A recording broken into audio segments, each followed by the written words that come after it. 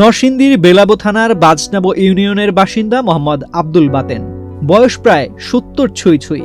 জীবনের এই শেষ বয়সে আবারও পবিত্র হজের পথে রওনা হয়েছেন তিনি।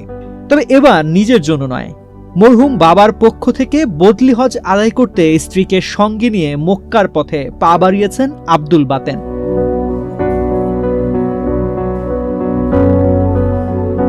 বাবা অসমান সম্পদ হইয়া রেখে গেছে। বাবা হজ করতে পারে না, এই সময় প্রচলন ছিল না। এখন আমার দিলে বাজছে, আমি আমার পরিবার লয়ে আইছি। এর আগেও একবার হজ পালন করেছেন আব্দুল বাতেন। এবার বাবার সেই অপূর্ণ ইচ্ছা পূরণ করতেই জমি বিক্রি করে হজের খরচ জোগাড় করেছেন তিনি। ব্যবসা করবা হালাল ভাবে, কামাইতেও হবে, জমাইতেও হবে। জমাইতে তো পারি না। বিকাশ অ্যাপে ইসলামিক ডিপিএস খোলো, সপ্তাহে বা মাসে টাকা জমান, শরিয়া মোতাবেক মুনাফা পান। কণ্ঠে বয়সের ভার থাকলেও বাবার প্রতি ভালোবাসা আর দায়িত্ববোধে যেন এখনো অটুট এই মানুষটি।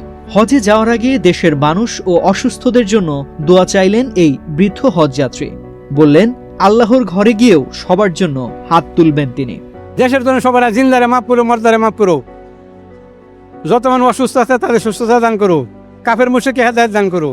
বাবার প্রতি ভালোবাসা মানুষকে কতটা গভীরভাবে নাড়া দিতে পারে তারই এক জীবন্ত উদাহরণ আব্দুল বাতেন। ৭০ বছর বয়সেও বাবার অপূর্ণ স্বপ্ন পূরণ করতে আবারও পবিত্র মক্কার পথে রওনা হয়েছেন তিনি। এই যাত্রা শুধু হজের নয়, এটি এক সন্তানের হৃদয়ে লুকিয়ে থাকা বাবার প্রতি অকৃত্রিম ভালোবাসার গল্প। ভালো লাগছে যাইবার জায়গা। একবার হুজুর সাল্লাল্লাহু আলাইহি ওয়াসাল্লামের রোজা একবার দুরূদ পড়লে 10টা গুনাহ মাফ, 10টা হুজুর সাল্লাল্লাহু আলাইহি ওয়াসাল্লাম নিজে উত্তর দেয়।